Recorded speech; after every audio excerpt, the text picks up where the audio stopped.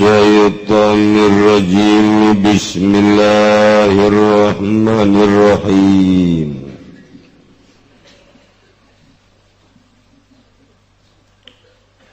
Wa hiya lan utawi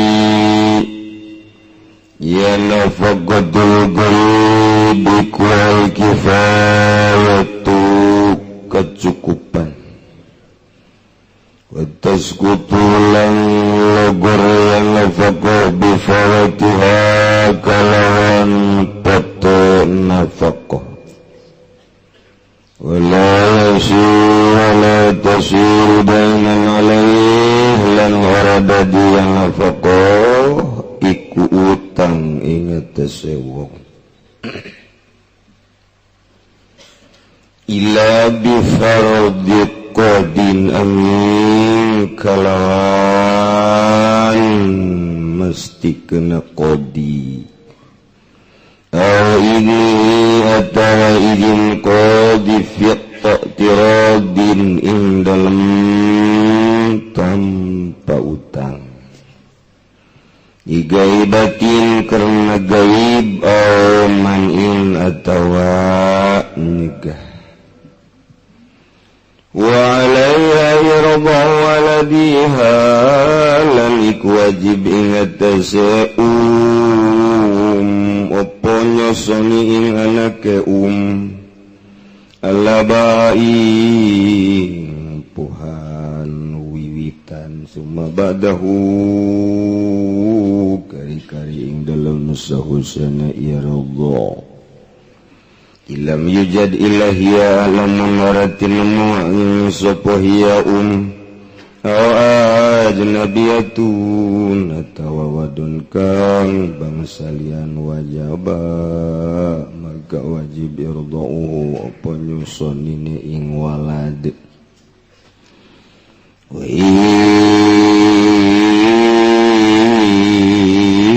wajad la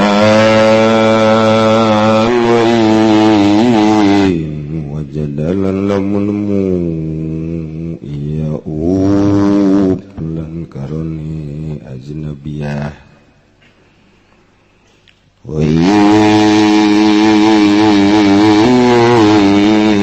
wujidata lan lamunmu iya karone lan ajnabiyah wa in wujidata lan lamunmu ya karone lan ajnabiyah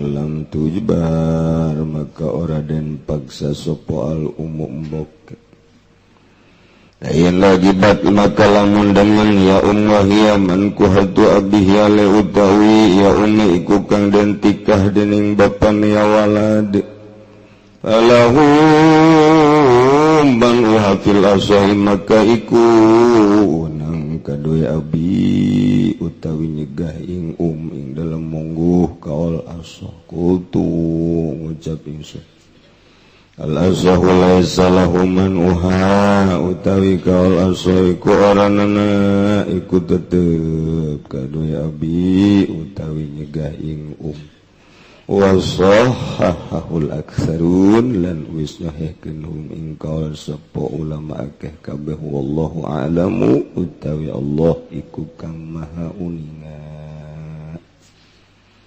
Mau pertanyaan, sekarang banyak sekali wanita yang hamil di luar nikah. Na'udzubillah min. Terus sama orang tuanya dinikahkan tanpa menunggu proses melahirkan dulu, apakah pernikahannya itu sah apa tidak? Nikah nama itu asal ayah rukun baiknya sah, ayah wali, ayah saksi dua, ijab qabul pengantin lelaki, pengantin itu sah. Ngan doraka nikah kenana sakitu sah nikah ayah nusah tapi doraka kos urang ngala wudu make cai nang maling eta wuduna mah tu sah bae asal caina bae cai mutlak kuduna beres rukunna ngan caina nang maling wuduna sah ngandoraka ngalawuduna maling eta ngalaksanakeun wuduna ngalaksanakeun wudu mah pagawean tina hasil malingna wuduna lantaran akur jeung praktekna sah kos kitu ieu sarua rukunna aya ngan lantaran nyalirukeun ku sebab engke anakna bisi diaku maka haram ngalaksanakeunana sah masah bae nu nyaksianana atuh kababawa kitu doang. Bagus tuh ban ulah waka ditikakeun keunang ngajuruh heula keges puguh karak ditikahkeun abe jelas anakna anak jadah anak haram tah kitu ai kuruna pisan mah teu lain ditikahkeun ieu sama diranjam lamun muhson mun guer muhson dijilid 100 jilidan nu kuduna disiksa dijilid ieu mah ditikahkeun atuh heheotan nya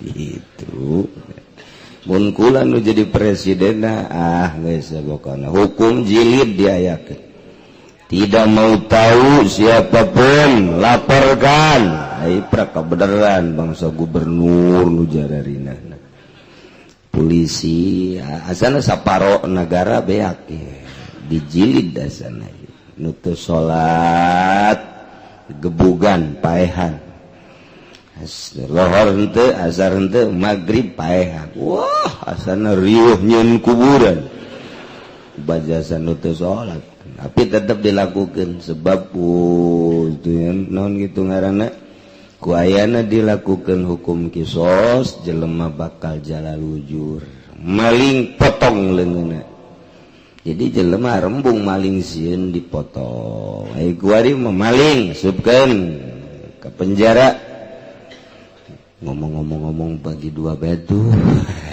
jadi engke maling dia tuh gitu bae tentunya gitu teteh kalau kita mendapatkan pekerjaan baik itu karyawan swasta maupun pegawai pemerintahan dari hasil sogokan atau suap menyuap menurut agama Islam kan haram. Terus bagaimana dengan gaji atau upah yang kita terima setiap bulannya halal apa haram? Sarua jeung tadi. Jadi hari nyogok nama haram, hari upah nama tuh halal sebab hasil gawe. Ngan asup digawe na menang nyogok tah haram nyogokna. Ai gajina mah pan urang digawe atuh halal. Ya kana raka di sisi lah.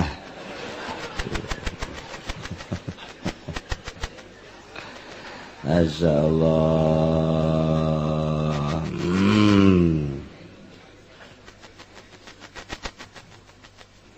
Ya naon dia budak ke sekolah nasi terlulus meureun. Saya dibaca naik kuai. Bagi saya mau tanya saya ada masalah dengan istri atau kudu dibawa ka dieu. Semenjak isi kerja sering timbul percekcokan sampai saya diusir. Jore amat tentu sih. Nasib dia datang ke diusir dari rumah dan minta dicerai. Saya pergi dari rumah itu sudah 4 bulan kawin deh ya tuh batur menyandung siapa diusir gitu cicing baik.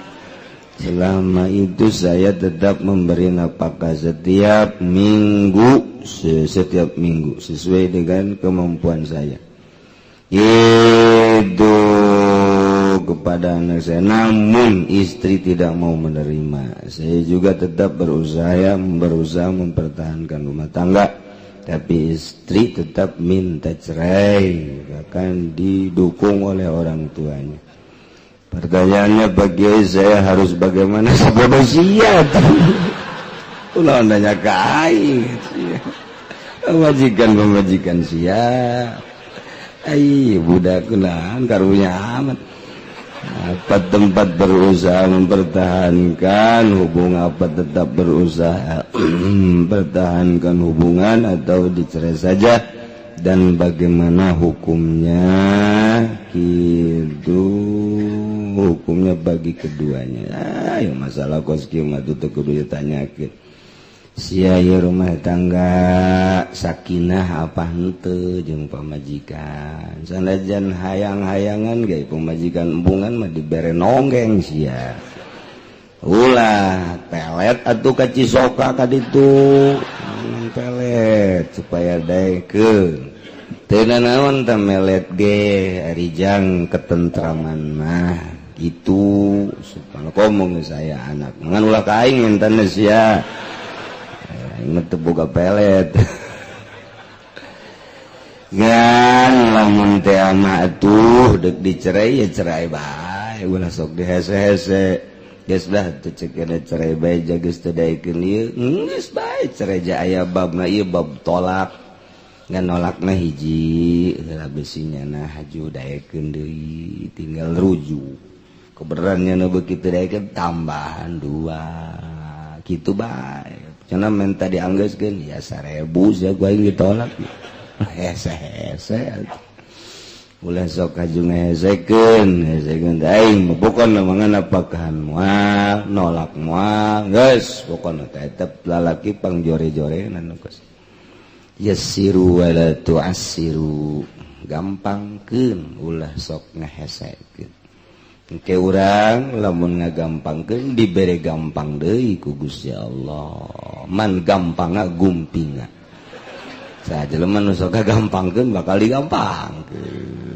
eta bae kos kitu ulah sese mun geus bener-bener embung atuh geus anak tinggal anak aya embungeun mah rumah tangga teh supaya sakinah dek sakinah kumaha ku hari salat inget bae ka pamajikan inget mending ku inget romantis puguh ieu mah inget teh ku manyuna teh ku nyarekana pan teu beres amun nyana geus embungeun geus beberesan kolak neangan deui pilih apakah yang nu putih Lampung adat gede hayang anu hidung Brebes nurut mending mana tah geus pokona pilih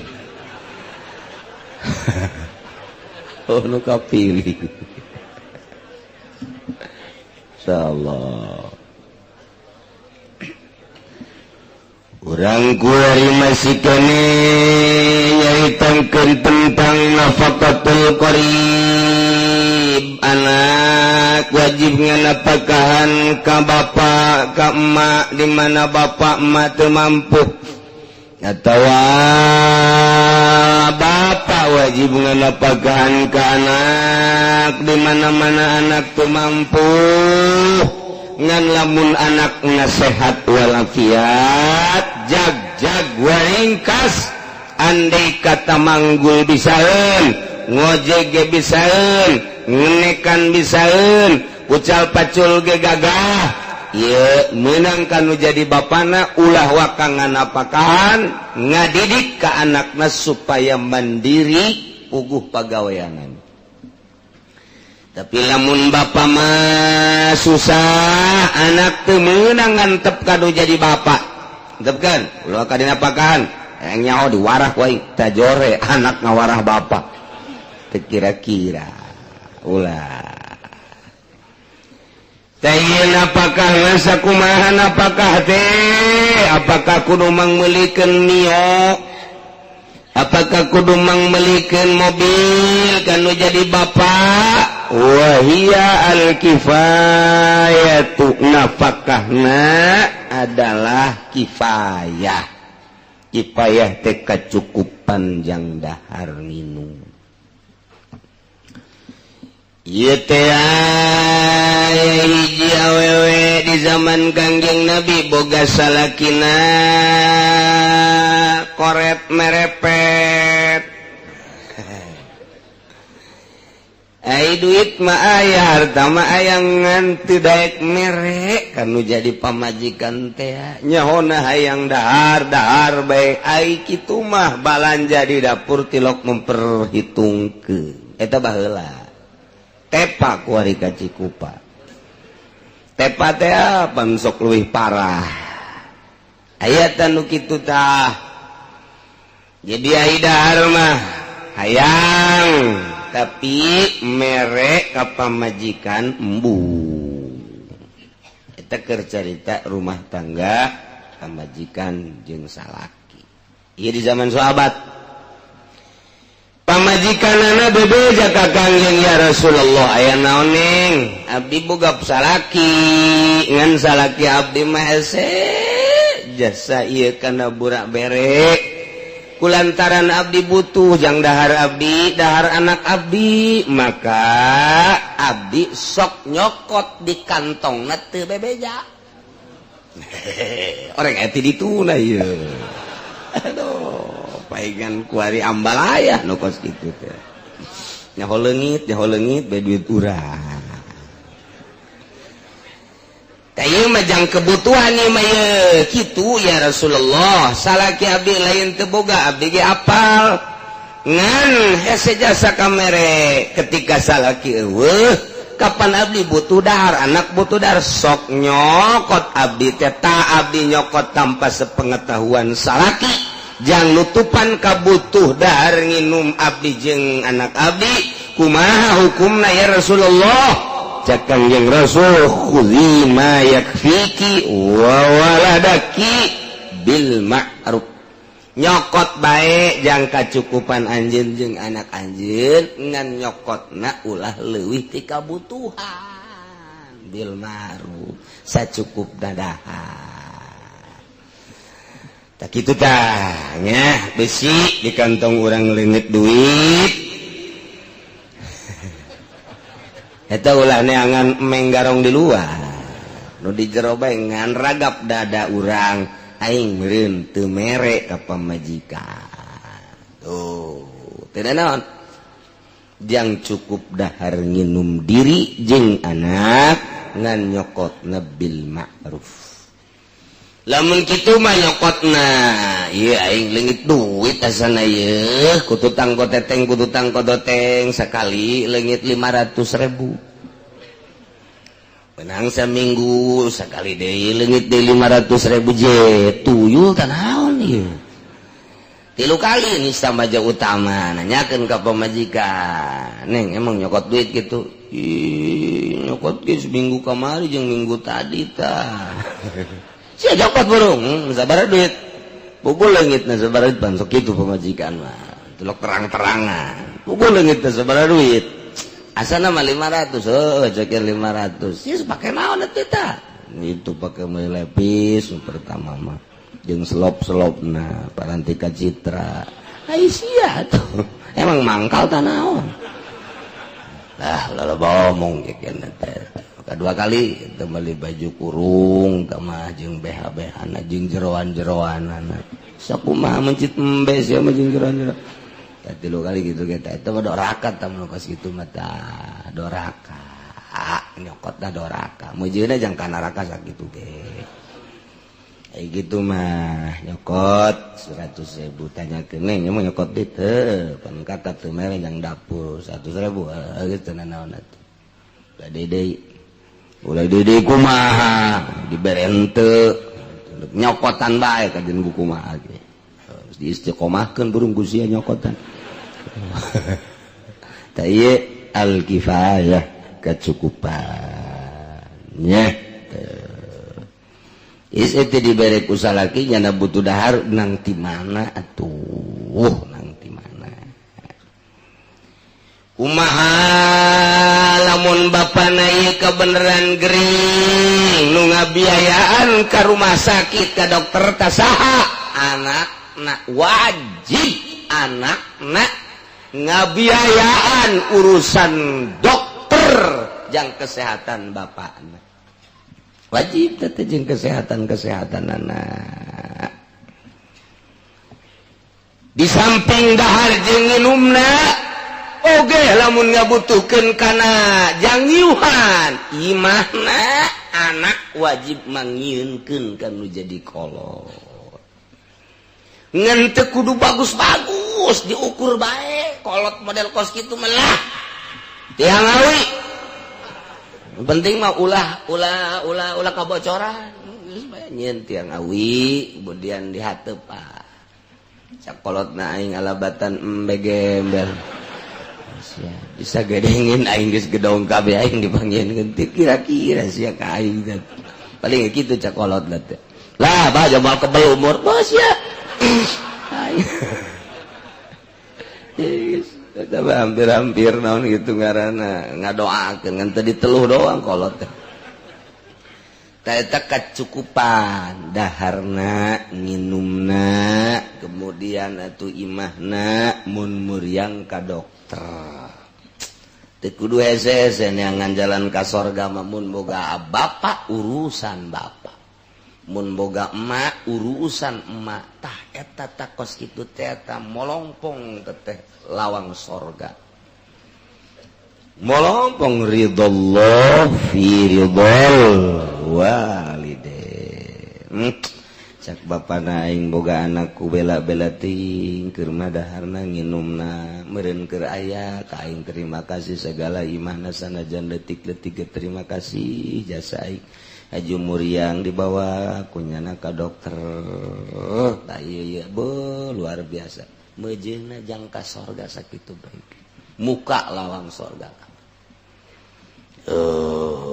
tapi eta teh pan urang ngadengekeun ceramah doang buktina mah coba ge kolot teu dahar diantar bebeja ka nu pangkolotna jarada aya nu pangkolotna mah bejakeun abah muriang gitu abah muriang urusan lu Gusti ge tanggung jawab aing ge pokona ku ari mah geura bawa bae ka dokter ge sananan aing sibuk jasa ge waduh kasibukan dunia ngelehkeun ngurusan bapak geus di total beak 20 juta bebeja kanu jadi kanu kakak pangkolot teh ka ieu beak 20 juta disiap bae heulanan cek naing ieu encan cara lahir loh ayeuna urusan siang urusan kolot sakitu bae ge eta ngana sehatan ditolong siang urusan kolot sakitu bae ge dia dikira deui siang urusan kolot ka adina teh ngomong kos kitu tah atuh dikira deui kolot-kolot sia kolot-kolot urang atuh urusan bae heulanan eta teh lawang sorga aing nya teh urusan bego pan eta tolol teh nu kolot teh sok kitu teh ngomongna teh kos kitu tapi tambah di itu di lampu kudu nama kieu bejan kolot teh teh panggedena ka kulan abah muriang keke kakak ka ditu terus datang terus diusap dia heuh mau muriang bah bawanya ka usadanya atuh kumaha sia bae bawa usadanya tas bawa adina teh ingan boga sakit doang 1 juta lah ulang geus tanggung jawab kakak pokoknya salila kakak hirup keneh jeung boga geus pokoknya mah teu kudu dibantuan ku kakak sorangan geus Masya Allah cak adina waduh aya jurig tumpah kuda tah naon ieu pokoknya lain ke kana ke kakak aya kakak keneh mah geus teu kudu hese geus total beak 20 juta beres be bah beak 20 juta tah alhamdulillah atuh sia hebat aman sawah nu ditu dijual kukulah cak adina sial just teh ku galedeg gitu eta kakak teh kos kana itu teh tarolol jasa tapi eta di lampu Masya Allah karim ya Allah hese jasa neangan nu mulus teh hese jasa neangan nu mulus teh Masya Allah dah tapi lamun bebeneran geus sia mah teh boga duit cak kakak teh geus cepet bae geus kakak bae heula geus kajen teh mah jak kakak ge boga perusahaan ieu salah aya perusahaan aya saja ngurusan bapak saleh hirup geus tanggung jawab kakak bebeneran gitu tiis kanu jadi adi tiis kanu jadi adi bu Masya Allah kakakku bager-bager teh geus sabulan di rumah sakit teh tenang nya ngomong ka dokter mah suntik mati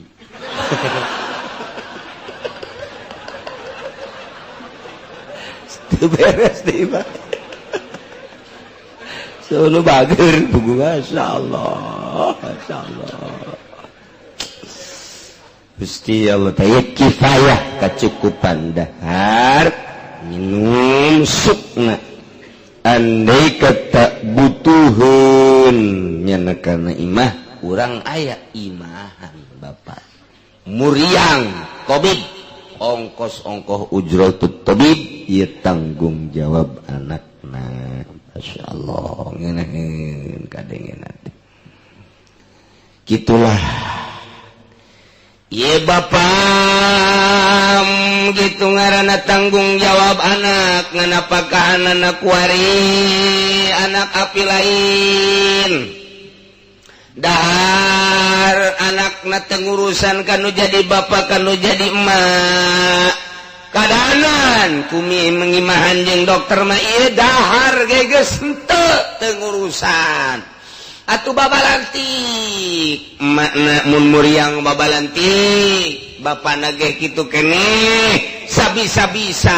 nah kabelah dina cager deui geus cager dahar teh apan kudu dibere dinapakahan ku anak-anakna teu nganapakahan keneh bae ta eta teh jadi hutang apa henteu ta teu nganapakahan anak kanu jadi bapak atawa bapak teu nganapakahan kanu jadi anak wa tasqutu bi fawatiha gugur napakah kupekna napakah kutengan napakahan gugur jadi terjadi hutang ngandoraka tengah laksanakeun awas saya perbedaannya lamun urang rumah tangga salaki wajib nganapakahan kanu jadi pamajikan kuari salakina tengah napakahan geus sataun tatu babalantik be pamajikan anak teh dengan apakahan si salaki lantaran nyandung teh jadi berkuari mah di nungor geus teh nyaba-nyaba ka nu kolot datang ka gering diantepkeun bae ku nu kolot ku pesalakina ta eta teh sataun balik deui ka dinya datang deui huahehe lantaran kabeneran nungorana bualak kuari teh jadi balik deui ka nu kolot basi ata datang deui tanya coba asli teh jurigna nu kolot da kos kitu basi asli urusan tak usia ka anakna mun jurigna kubur kana mah geus suara-suara kitu teh kana ceuli teh nu nyandung mah geus nganggap ulah nganggap mun nganggap keneh ulah nyandung mun geus teu nganggap ka omongan-omongan kos kitu kakarak nyandung. Jadi konsep nyandung mah asal korek ceuli. Saking itu bahaya. Ngomong naon tak ngomong naon nu penting mah bisa diparendek titik. Geus. Eta nyandung. Tak ieu geus sataun balik deui. Kuari mah biasa rumah tangga. Eta nu sataun teu nganapakahan teh kumaha ta? Eta mah tetep wajib dibayar. Mun teu dibayar, hutang eta teh di akhirat ditagih. Ditagih tetap di akhirat. Tah rumah tangga mah kos kitu salaki teu nganapakahan ka pamajikan sabaraha minggu, sabaraha bulan, sabaraha tahun bakal ditagih jaga di akhirat. Tapi lamun bapak mah teu nganapakahan ka anak, moal ditagih engke di akhirat. Hutang ngan doraka teu nganapakahan anak lantaran nyiak-nyiak kemanusiaan hungkul. Jadi ari hak hutang pihutang mah teu aya. Anak dengan apakahan ka bapak doraka ngan jadi hutang menteu tapi pamajikan mah jeung salaki dengan apakahan ka pamajikan jaba doraka jaba hutang di akhirat tetap ditagih. Nah mantap ke kuari besi baheula pernah ninggalkeun pamajikan balik ngaji kuari geura tangkep pamajikan. Naon ieu Pak Haji kok sisina dia aing hampura.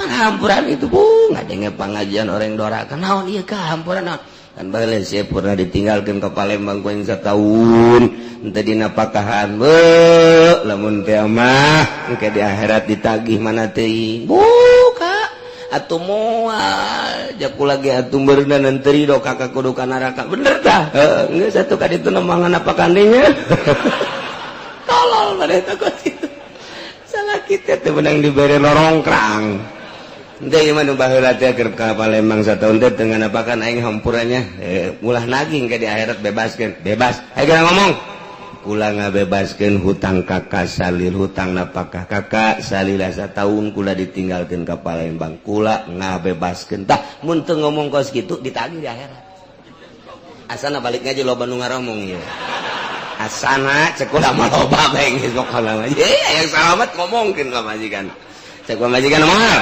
nyeri cek ena meureun teh nyeri sataun beuh kula dagang uduk dagang uleg segala rupa sataun eta aja geus kieu kumaha tuh manya kakak ka neraka ridho sageudeung ieu meureun neraka ge sia mah kumaha sih ieu kakak minta ridona ganti ganti ya kaya ieu hartana kula hayang meuli emas sakalian ye hayang meuli emas teh hayang kawin jeung emas nah henteu meuli emas ayo atuh sataun sapoena 2 liter berarti sataun sabaraha duit teu sabaraha liter mun ku duit sabaraha mana yang dibayar bae bayar ku urang lamun sataun teh 300 poena sabaraha lah 360 poe 360 poe kali 2 liter berarti 3 genep kali 2 sabaraha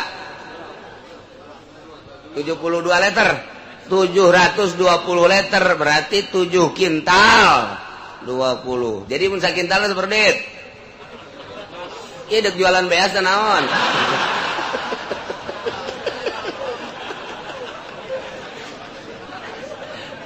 kos kitu pata helem diduitkeun sabaraha bayarkeun dibayarkeun alhamdulillah kak geus kula ngabebaskeun lain ngabebaskeun jadi bayar tah jang ieu kula jangan hayang ulang make kongkor hayang make geulang tah lain naon menta mah pan hese ka kakak aya hutang tagihkeun di kakak tah ieu pan kakak-kakak keneh pan resep mah oke bulan hareup dihutang deui nya tah eta kos kitu sing hade ye mumpung urang hirup keneh lain lalagaan pas urang ngaji salat urang can puguh bager can puguh bener can puguh beres ieu bae hak adami mah hararese jasa lantaran hak adami memusaha berat luar biasa tapi hak Allah mah musaha mah hampang sama kos kitu mah asal orang istighfar minta hampura tobat cak Allah pan aing mah pangeran geus sia ka aing geus husu taberu beukeut ka aing dihampura tapi urusan jeung manusia mah can dibayar mah can beres bayar atawa minta bebas kana jadi pemajikan tuh gitu wala tasiru jadi hutang kanu jadi anak mun anak dengan apakahan bapa jeung emak ngandoraka doang kitu keneh bapa tegarek nganapakahan kanu jadi anak ngandoraka doang sakitu anakna hese bapana tetep bae padahal aya jang mere napakah ku henteu daek ku teu daek nadoraka ngan teu jadi hutang ila bi fardi qodin kecuali ku kapastian qodi berarti aya kaitanana ieu teh jeung qodi nu matak di negara Islam mah hukum Islam teh dipetakeunana di negara nu mantak antara agama jeung negara nyatu di hukum Islam sebab kitabna Al-Qur'anul Karim henteu terpisah negara jeung agama sebab agama sebagian diatur ku negara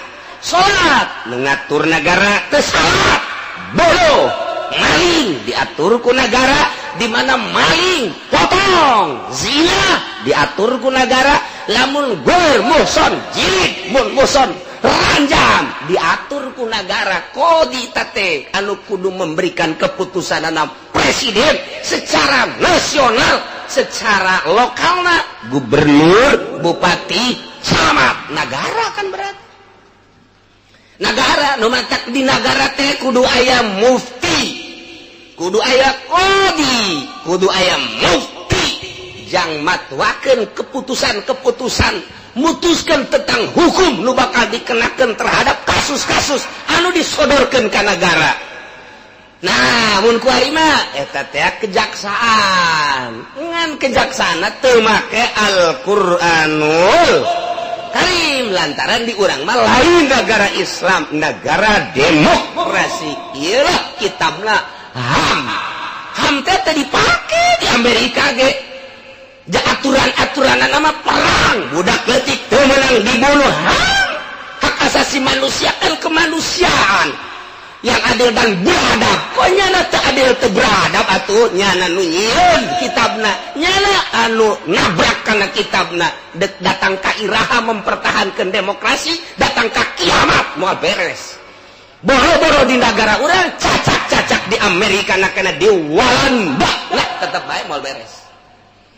Moal beres sama tuh dangieun nyana moal beres lamun lain make hukum Al-Qur'anul Karim. Nah di urang teh Al-Qur'an hanya didengungkan, dibaca, disurahkan. Adapun dipake secara di kenegaraan henteu di urang. Hiji poin Al-Qur'an nu ditempelkeun di negara teu aya hiji-hiji acan. Nah ieu DPR na nu diangkat ku urang teu pernah ngucik-ngucik Al-Qur'anul Karim. Sugan hiji poin atuh usulkeun supaya jadi perda di eta daerah teh teu aya hiji-hiji acan. Ja atuh DPR na ge teu mengarah kana agama, teu mengarah lantaran DPR teh ieu teh ngadengkeun agama teh jang dunia lain berkorban dunia untuk agama. Boro-boro DPR kiai na ge kos kitu. Kiai lagi lain mengorbankan dunia untuk agama, malah nyaritakan agama untuk beli dapur, untuk beli apansa. Nu mantap agama bekicieun ulah disalahkeun sasaha kabehan bae ieu mah nagarana pemerintah salah, kiai na ge salah. Caknya dakwah typo dosero dakwah teu dibayar mah teu diamplopan nya aja moal naik ke leumpang. Dakwah apa lain teh kos kitu. Tah mandek meuli ban mobil sebenarnya mah lain dakwah. Ai dakwah mah teu kudu make diduitan di amplopan, teu kudu ikir carita dakwah. Adapun carita meunang jeung teu meunang lain di masalah ieu mah.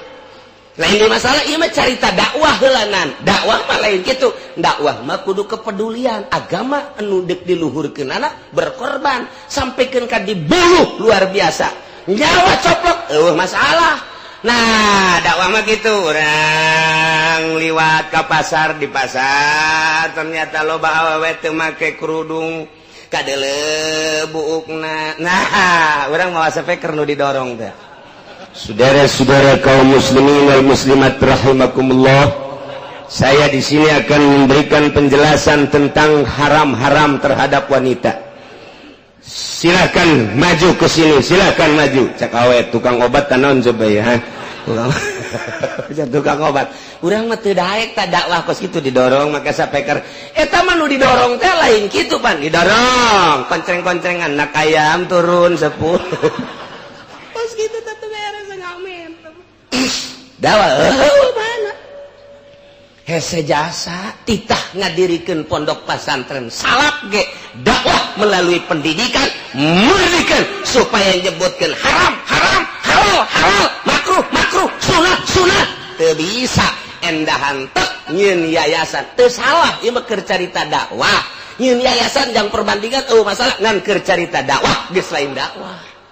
Lantaran menunggu kucuran dana ti ditu.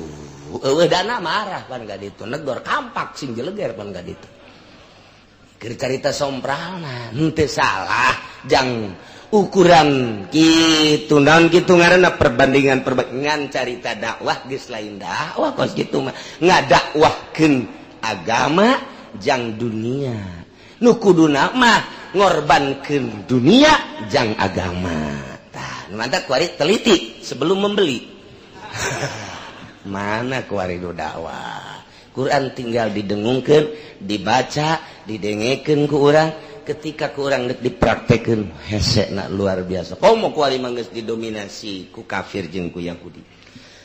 Politik negara kuari 70% geus mendominasi Yahudi jeung Nasrani. Ekonomi 85% mendominasi pasar dunia Yahudi jeung Nasrani. Budaya geus 65% geus didominasi ku Yahudi jeung Nasrani. Dek kamana lompat ku ari haju. Ya Quran teh di urang panda 85%, tina 95% turun 90%, turun deui 85%, turun ku ari 80%. Umat Islam lain saeutik di Indonesia. Tapi ketika disodorkan masalah hukum Islam teu daekeun padahal mah lamun buareng 80% buareng kabeh ka istana robah geus perang geus kajen teh atuh ujianna terdiri ngan perang panjang berarti acak-acakan jeung Amerika lawanna sedengkeun di urang mah bertekuk lutut di hareupeun Amerika teh teu kumaha Amerika bae.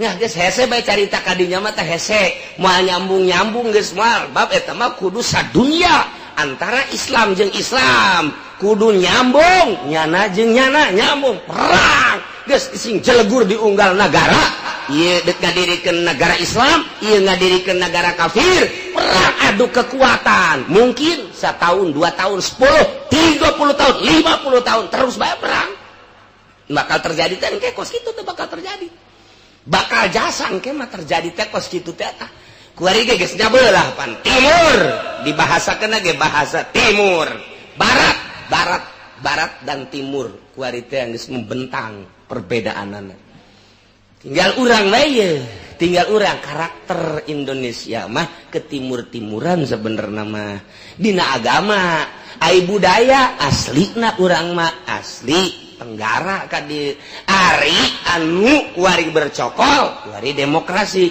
barat jadi urang mah kuari ngajegang di Indonesia mah ngajegang cek kamari ge cek kula teh ngajegang mun lalaki mah tegep ngajegang mun bikang pan teu bagus seri di luhur dihandap ta eta kuari teh kos kitu hukum Islam keur carita illa bi fardhi qadin kecuali dipastikeun ku qadi jang urusan berbagai permasalahan nah ieu lapor ka qadi ke ku qadi diolah ke diputuskeun kuari mah kejaksaan ngan kuari mah kejaksaan teh pan kejaksaan lalagan lantaran aya pengacarana nu bener bisa jadi salah nu salah bisa jadi bener jadi kuari mah panggungna panggung sandiwara kabeh lain beneran make hukum Al-Qur'an jadi buktiana mah duit ulah masuk inget ka dongeng nu baheula teh aya jelema eta teh lauk teh lauk jadi kakana jeung adina perebut lauk cek ieu nu kakana cek ieu nu adina akhirna mah ka kejaksaan geus kejaksaan diome akhirna ditimbang geus bagi 2 oke geus bagi 2 mah jadi eta ge geus hasil ka dieu itu jadi bagi 2 timbang supaya pas gede ting ka dieu comot ku jaksa supaya akur nyomotna gede ting kuari ka dieu pindah ka dieu wah jadi berat ka dieu comot deui ku jaksa hakan wow kuari berat teuing jak gede teuing nyomot napan ka dieu cokot deui beak dibalikeun timbang kitu kene tinggal tulangna tah kakak jeung adina kabagian tulang jaksana nu lintuh tata dina 40 kilo kuari jadi sakintal setengah eta perebut lauk ka kejaksaan kos kitu ulah kasinggung jaksa teh mah baheula atuh kuali mah leuwih parah begitu tah aya di fardhi qadin berarti kudu ngadirikeun qadi di nagara teh kudu ngadirikeun qadi jang naon eta geus mah urusan tadi teh naon kitu pertikahan urusan pertolakan urusan pernusuzan urusan pertaklekan urusan kuari urusan apakah ye tah bapak lapor ka qadi per kecamatan kudu aya qadi jang nguruskeun di kecamatan eta pagi pak pagi jangan pagi itu barat good morning itu adalah barat Harus bagaimana Pak? Assalamualaikum. Diganti kurang. Terapkan istilah-istilah Islam di negara orang. Sejak diri timimiti budak istilahnya kudu diganti istilah-istilah Islam. Datang ke kolot make budaya-budaya Islam. Engkena urang ngeunaheun neruskeun anak. Kuari dirobah baheula ku wali sanga teh geus dikitukeun. Kuari dirobah. Pagi. Morning. Halo. Geus ku sekarang itu bae geus assalamualaikum. Assalamualaikum. Komo pemuda-pemuda jeung pemudi mah. Hai, halo. Aja kolot dong. Assalamualaikum. Geus batuk. Assalamualaikum. Datang ke assalamualaikum. Assalamualaikum. Stare pae. Aya keneh tanu make assalamualaikum. Nah, ieu budaya teh budayakeun ku dia. Assalamualaikum. Di jalan geus assalamualaikum. Kapanggih assalamualaikum. Jadi ngabudaya tak assalamualaikum teh ngeunaheun ti mimiti budak asup ka imah assalamualaikum. Ieu mah budak lompat tuh. Ma. Cak mana sih assalamualaikum atuh. Ya, mage tino.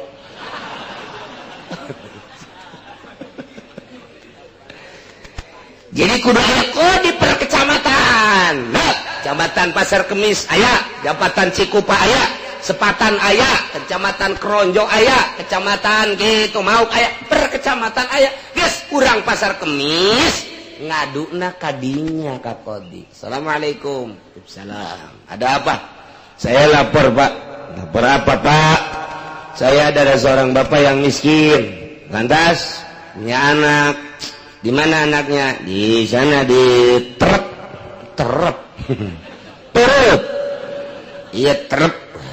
Udah aslinya Jawa kajian kuku mage. Tuh bisa nyebut terep, ya nama orang Jawa mah terep. Tapi saya nyebut Jawa. Nyebut terep aja nama terep. Di terep ya terep. Serang Jawa lese. Masya Allah. Bapak pemajikan sekian. Di mana? Di itu di Kulon di Lebuan. Wah, udah di Lebuan. Bapak pemajikan di Lebuan pantun. Labuan. Iya di Lebuan. Terberes Pak. Hiji deui di itu di Rengkas. Rangkas. Rengkas yak dapat. Tebereng. Nu hiji deui aya di Serang. Orang Jawa terkos gitu.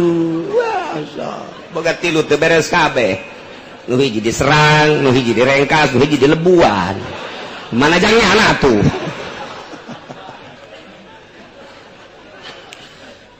Nah, Kodi, Pak, saya lapor.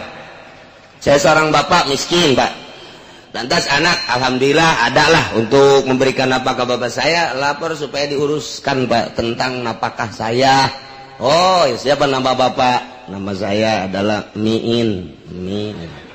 Anak Mian. Oh, siapa namanya karariat ya? Sia Miin, anak Mian. Masya Allah, hebat ya, Pak. Yes, beres, panggil si Mian. Eta ku Kodi tah, dipanggilna teh ku Kodi tah, dipanggilna tah ila bi fardhi qadin.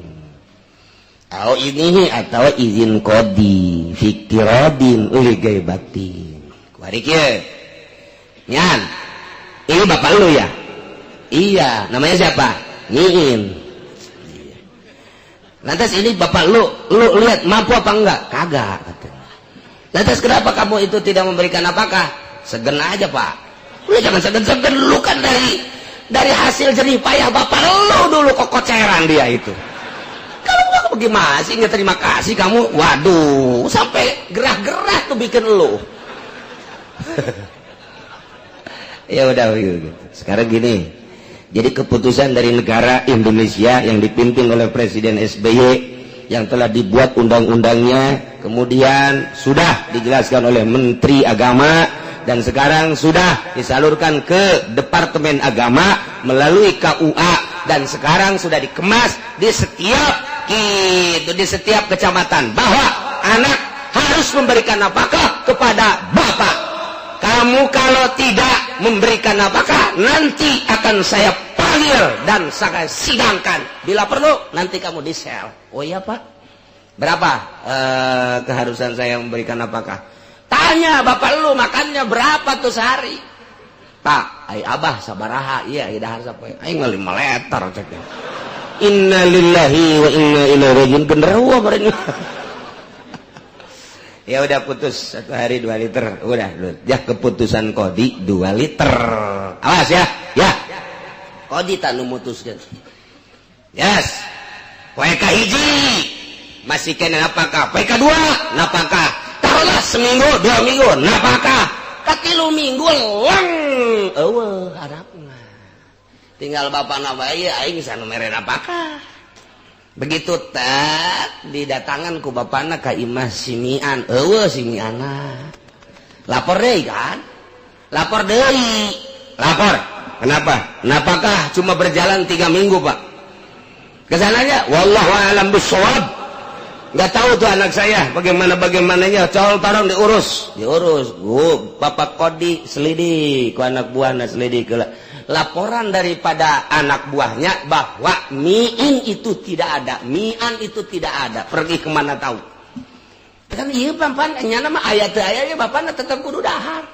nah kulantaran si mi'anna bapakna kudu dahar bae maka ditentukeun ngahutang ditangah hutang ku Kodi teh nah panggil jelema kita diutangan ka saha atau make duit negara diutangan engke nu wajib mayarna eta adalah si anakna ketika aya ta eta mata kos kitu jadi hutang Gesimiin seorang bapak lapor ka Kodi lantaran anak teu mere napakah kemudian ku Kodi dihutangan make duit betul mal atawa make duit sosial mun di negara teh mah atawa aya hiji jelema ngaran si Soleh ya hutangan teh tanggung jawab aing teh nu mayar nama anakna ngan atas nama rekomendasi aing sebagai Kodi di negara Pasar Kemis ya surat sapotongna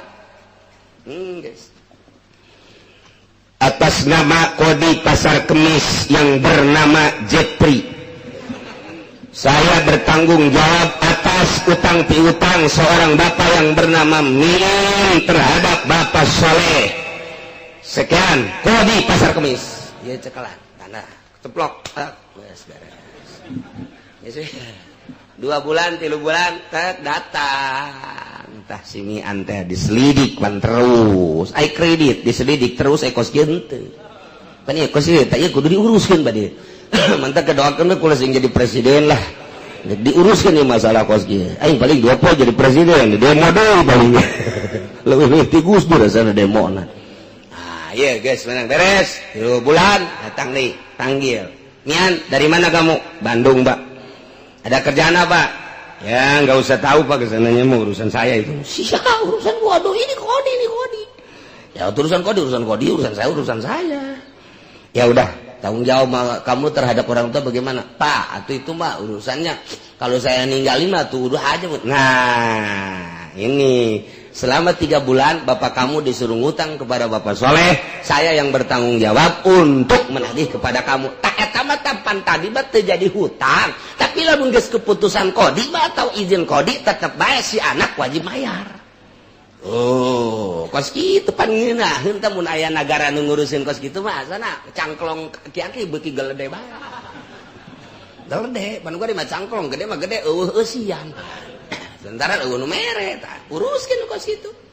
Jadi negara teh nguruskeun salat, di negara teh nguruskeun urusan narkoba, tapi lain cara kieu urusanna ieu urusan jilid. Urusan mabok pantama jilid berarti urusan mali negara teh aya 9 urusan negara di negara-negara Islam. Jadi ngeunaheun aya jang tempat ngadu kuari deuk ngadu ka mana karyawan kuari deuk ngadu ka mana deuk ngadu ka mana coba kuari mayuh guru deuk ngadu ka mana hayang naik gaji ku huara rese jasa deuk ka mana mengaduna kuari tempat mengadu kecuali pake kieu tah pelicin da karak teh diuruskeun temen nu gitu diuruskeun kilat temen. Bahkan kuari mah aya urusan kos gitu mau pakai jalan tol apa kilat apa mau eta kos gitu tah hak hakim teh ngomong kos gitu pakai jalan tol apa jalan biasa ini nyana ngomong kos gitu eta teh geus teu isin nah ieu urusan anak uruskeun melalui negara jadi hutang illa bifardi qadin kecuali keputusan qadi au idhi atau izin qadi iktiradin dina urusan narima hutang ligaibatin kulantaraan nyanana eueuh atawa napakahna dicegah ku saha ku anakna embung mere napakah bapak tetep kudu dahar lapor ka kodi dihutangan ku kodi teh ta eta mah dihutangan ku kodi tagih ku kodina langsung ka anakna wajib mayar tama kos kitu mah sebab urusanana negara wa alaiha irda waladiha wallahu a'lam.